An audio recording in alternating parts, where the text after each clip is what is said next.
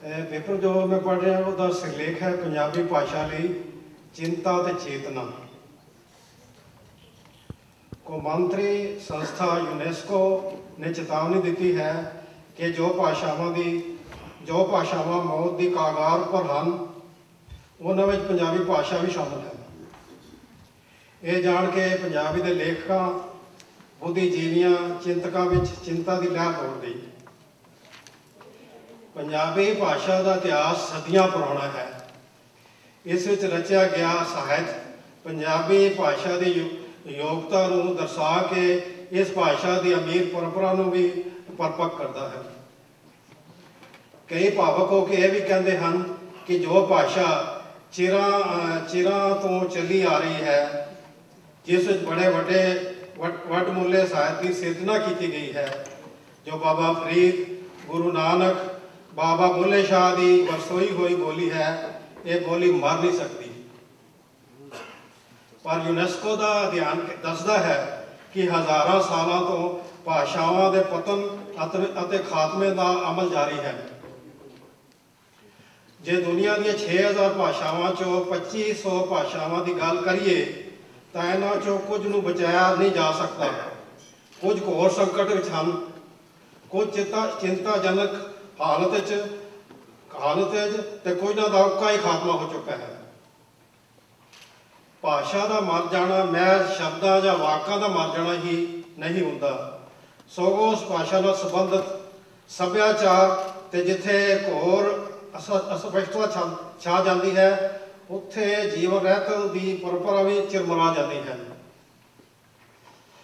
सन 1947 तो पहला पंजाबी बोलचाल और साहित्य की भाषा रही है, पर यह समाजी राजसी और आर्थिक व्यवस्था की भाषा नहीं बन सकी।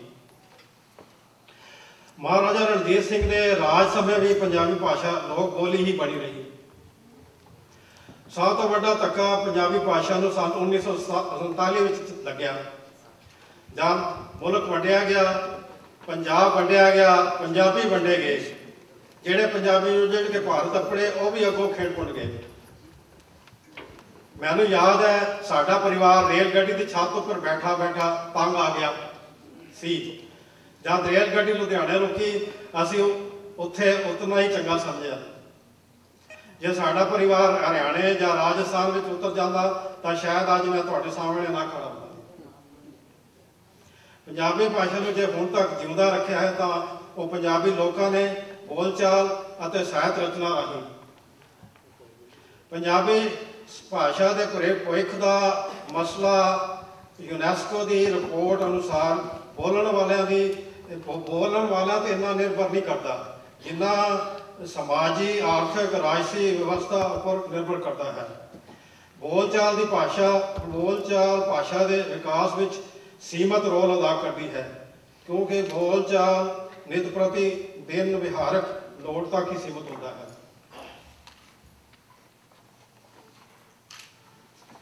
सब तो बाद पंजाबी बोलने वाले पाकिस्तान में हैं, पर उत्थे पाकिस्तान भाषा का इन्ना विकास नहीं होया।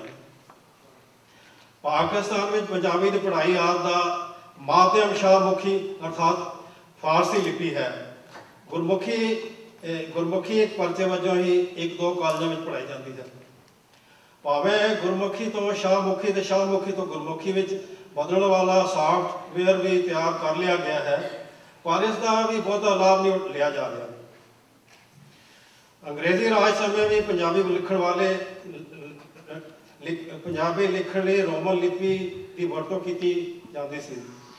पंजाबी किसी भी लिपि में किसी हद तक लिपियांतर कर सकते हो, पर तुलनात्मक अध्ययन राही इस गल का पता लगता है कि गुरमुखी लिपि पंजाबी लिखण लई वधेरे योग है। वड्डा मसला आर्थिक होने कारण अंग्रेजी को रोटी के मसले नाल जोड़िया हुआ है। अंग्रेजी को रोटी नाल जोड़ते इसनूं मानसिकता नाल भी जोड़ लिया है। पहले जमात तो अंग्रेजी पढ़ाउण का सरकार का फैसला भी अजिही मानसिकता की ही देन है। पर असी जो पश्चिमी देशों में आन वसे हाँ, असी अपने विरसे और सभ्याचार प्रति सुचेत हाँ। पंजाबी भाषा संबंधी बदली दिशा वाल भी ਧਿਆਨ ਦੇ ਰਹੇ ਹਾਂ। ਕੇਵਲ ਕੈਨੇਡਾ ਵਿੱਚ ਹੀ ਲਗਭਗ 40 ਪੰਜਾਬੀ ਅਖਬਾਰ ਨਿਕਲਦੇ ਹਨ। ਬ੍ਰਿਟਿਸ਼ ਕੋਲੰਬੀਆ ਵਿੱਚ ਪੰਜਾਬੀ ਨੂੰ ਰਾਜ ਭਾਸ਼ਾ ਦੀ ਦੂਜੀ ਭਾਸ਼ਾ ਵਜੋਂ ਪ੍ਰਵਾਨਗੀ ਮਿਲੀ ਹੋਈ ਹੈ। ਕਈ 24 ਘੰਟੇ ਰੇਡੀਓ ਤੇ ਟੀਵੀ ਸਟੇਸ਼ਨ ਚੱਲਦੇ ਹਨ। ਸੱਭਿਆਚਾਰਕ ਪ੍ਰੋਗਰਾਮਾਂ ਦੀ ਭਰਮਾਰ ਲੱਗੀ ਰਹਿੰਦੀ ਹੈ। ਪੰਜਾਬੀ ਸਭਾਵਾਂ ਹਰ ਸਾਲ ਕੋਈ ਨਾ ਕੋਈ ਸਾਹਿਤ ਸਮਾਗਮ ਰਚਾਉਂਦੀਆਂ ਹਨ।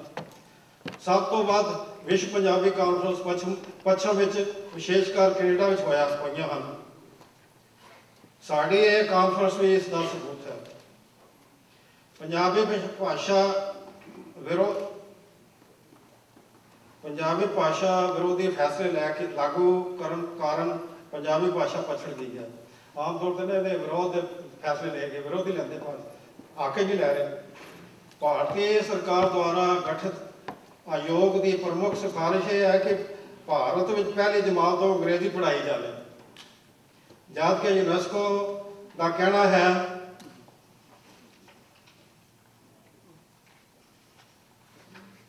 ਕਿ ਦੁਨੀਆ ਭਰ ਦੇ ਸਿੱਖਿਆ ਸ਼ਾਸਤਰੀ ਇਸ ਗੱਲ ਉੱਤੇ ਇੱਕਮਤ ਹਨ ਕਿ ਜੀਵਨ ਦੀ ਮੁੱਢਲੀ ਸਿੱਖਿਆ ਮਾਤ ਭਾਸ਼ਾ ਵਿੱਚ ਹੋਣੀ ਚਾਹੀਦੀ ਹੈ। ਇੱਕ ਅਜੀਬ ਗੱਲ ਵੇਖਣ 'ਚ ਆਈ ਹੈ ਕਿ ਜਿਹੜੇ ਅਦਾਰੇ ਬਣੇ ਤਾਂ ਹੋਏ ਹਨ ਪੰਜਾਬੀ ਤੇ ਪੰਜਾਬੀਅਤ ਦੇ ਵਿਕਾਸ ਲਈ, ਪਰ ਅਸਲ ਵਿੱਚ ਉਸ ਅਦਾਰੇ ਪੰਜਾਬੀ ਵਿਰੋਧੀ ਗੱਲਾਂ ਲਾਗੂ ਕਰ ਰਹੇ ਹਨ। ਪੰਜਾਬੀ ਨੂੰ ਸਰਕਾਰੀ ਦਰਬਾਰੇ ਯੋਗ ਥਾਂ ਮਿਲਣ ਦਾ ਵੱਡਾ ਪੰਜਾਬੀ ਨੂੰ ਸਰਕਾਰੀ ਦਰਬਾਰੇ ਯੋਗ ਥਾਂ ਨਾ ਮਿਲਣ ਦਾ ਵੱਡਾ ਕਾਰਨ ਰਾਜਨੀਤੀ ਦੀ ਵੋਟ ਦੀ ਸਿਆਸਤ ਵੀ ਹੈ। ਭਾਸ਼ਾ ਨੂੰ ਲਾਜ਼ਮੀ ਬਣਾਏ ਜਾਣ ਨਾਲੋਂ ਉਸ ਨੂੰ ਸਿੱਖਿਆ ਦਾ ਮਾਧਿਅਮ ਬਣਾਉਣਾ ਜ਼ਰੂਰੀ ਹੈ। ਜਦ ਸਮੁੱਚੀ ਸਿੱਖਿਆ ਪ੍ਰਣਾਲੀ ਨੂੰ ਪੰਜਾਬੀ ਭਾਸ਼ਾ ਦੇ ਮਾਧਿਅਮ ਰਾਹੀਂ ਪੜ੍ਹਾਇਆ ਜਾਵੇਗਾ, ਉਸ ਦਿਨ ਤੋਂ ਪੰਜਾਬੀ ਭਾਸ਼ਾ ਨੂੰ ਮਾਣਯੋਗ ਸਥਾਨ ਮਿਲਣਾ ਆਰੰਭ ਹੋ ਜਾਏਗਾ। ਪੰਜਾਬ ਸਰਕਾਰ ਦੀ ਮਨਜ਼ੂਰੀ ਨਾਲ ਚੱਲਣ ਵਾਲੇ ਪਬਲਿਕ ਸਕੂਲਾਂ ਵਿੱਚ ਪੰਜਾਬੀ ਵਿੱਚ ਗੱਲਬਾਤ ਕਰਦੇ ਜਾਂ ਲਿਖਦੇ ਬੱਚੇ ਨੂੰ ਜੁਰਮਾਨਾ ਕਰਨ ਦੇ ਨਾਲ ਜ਼ਲੀਲ ਵੀ ਕੀਤਾ ਜਾਂਦਾ ਹੈ। ਬੱਚੇ ਨੂੰ ਮਹਿਸੂਸ ਕਰਵਾਇਆ ਜਾਂਦਾ ਹੈ ਕਿ ਜਿਵੇਂ ਉਸਨੇ ਕਲਾਸ ਵਿੱਚ ਪੰਜਾਬੀ ਬੋਲ ਕੇ ਜੁਰਮ ਕੀਤਾ ਹੋਵੇ। ਸਭ ਨਾਲੋਂ ਪਹਿਲਾਂ ਸਾਨੂੰ ਪੰਜਾਬੀ ਭਾਸ਼ਾ ਦੀ ਯੋਗਤਾ ਉੱਤੇ ਸ਼ੱਕ ਨਹੀਂ ਕਰਨਾ ਚਾਹੀਦਾ ਕਿ ਇਸ ਵਿੱਚ ਦੁਨੀਆ ਦੇ ਗਿਆਨ ਸਮੂਹਣ ਦੀ ਸਮਰੱਥਾ ਨਹੀਂ। ਸ਼ਬਦ ਜੋੜਾਂ ਅਤੇ ਟਕਸਾਲੀ ਕਰਨ ਦਾ ਮਸਲਾ ਬਹੁਤ ਮੁਸ਼ਕਲ ਨਹੀਂ ਹੋਣਾ ਚਾਹੀਦਾ। ਸ਼ਬਦ ਭੰਡਾਰ ਦਾ ਟਕਸਾਲੀਕਰਨ ਸਮੇਂ ਉਸ ਦੇ ਲੋਕਾਇਤੀ ਆਧਾਰ ਨੂੰ ਸਮਝ ਕੇ ਲਾਗੂ ਕਰਨ ਦਾ ਯਤਨ ਕਰਨਾ ਚਾਹੀਦਾ ਹੈ। ਲੋਹ ਪੱਥ ਗਾਵਲੀ ਵਾਲੀ ਗੱਲ ਨਹੀਂ ਹੋਣੀ ਚਾਹੀਦੀ।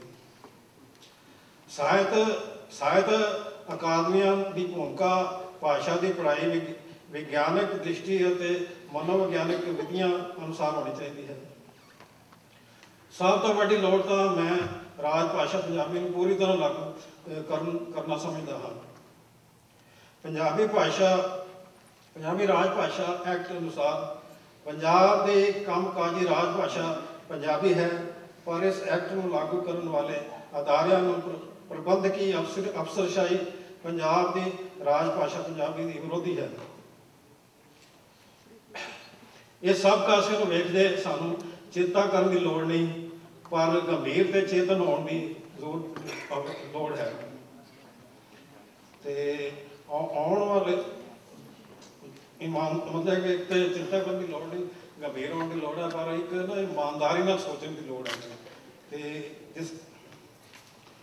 ਆਓ ਰਲ ਮਿਲ ਕੇ ਇਹ ਵਿਚਾਰ ਕਰੀਏ ਕਿ ਕਿਹੜੀ ਅਜਿਹੀ ਰਣਨੀਤੀ ਦਾ ਨਿਰਮਾਣ ਕੀਤਾ ਜਾਏ ਜਿਸ ਨਾਲ ਪੰਜਾਬੀ ਪ੍ਰਫੁੱਲਤ ਹੋਏ, ਇਸ ਦਾ ਬਣਦਾ ਰੁਤਬਾ ਇਸ ਨੂੰ ਮਿਲੇ, ਇਸ ਦੇ ਬਚਾਉਣ ਦਾ ਮਸਲਾ ਨਾ ਰਹੇ, ਸਗੋਂ ਇਸ ਦੇ ਵਿਕਾਸ ਦਾ ਮਾਮਲਾ ਸ਼ੁਰੂ ਹੋ ਜਾਏ। 50 ਸਾਲਾਂ ਤੋਂ ਬਾਅਦ ਇਸ ਦੇ ਖਾਤਮੇ ਹੋਣ ਦੀ ਜਿਹੜੀ ਗੱਲ ਉਹ ਵੀ ਗਲਤ ਹੋ ਜਾਏ। ਤੇ ਅਖੀਰੀਆਂ ਲੈਣਾ ਹੈਗੀਆਂ ਇਹ ਆਪਣਾ ਸ਼ਰਫਣਾ ਦਾ ਸ਼ਬਦ ਹੈ। ਮੈਂ ਪੰਜਾਬੀ ਪੰਜਾਬ ਦਾ ਰਹਿਣ ਵਾਲਾ ਹਾਂ, ਮੈਂ ਪੇਂਡੂ ਪਰ ਸ਼ਹਿਰੀ ਰੰਗ ਦਾ ਹਾਂ। ਮੋਤੀ ਕਿਸੇ ਸੁਹਾਗਣ ਦੀ ਨੱਥ ਦਾ ਹਾਂ, ਟੁਕੜਾ ਕਿਸੇ ਪੰਜਾਬਣ ਦੀ ਵੰਗ ਦਾ ਹਾਂ। ਮਿਲੇ ਮਾਣ ਪੰਜਾਬੀ ਨੂੰ ਦੇਸ਼ ਅੰਦਰ ਆਸ਼ਿਕ ਮੁੱਢੋਂ ਮੈਂ ਇਸੇ ਮੰਗਦਾ ਹਾਂ। ਵਾਰਸ ਸ਼ਾਹ ਤੇ ਬੁੱਲੇ ਦੇ ਰੰਗ ਅੰਦਰ ਡੋਬ ਕੇ ਜ਼ਿੰਦਗੀ ਰੰਗਦਾ ਹਾਂ। ਮੈਂ ਪੰਜਾਬੀ ਦਾ ਸ਼ਰਫ ਸੇਵਕ, ਸਦਾ ਖੈਰ ਪੰਜਾਬ ਦੀ ਮੰਗਦਾ ਹਾਂ, ਸਦਾ ਖੈਰ ਪੰਜਾਬ ਦੀ ਮੰਗਦਾ।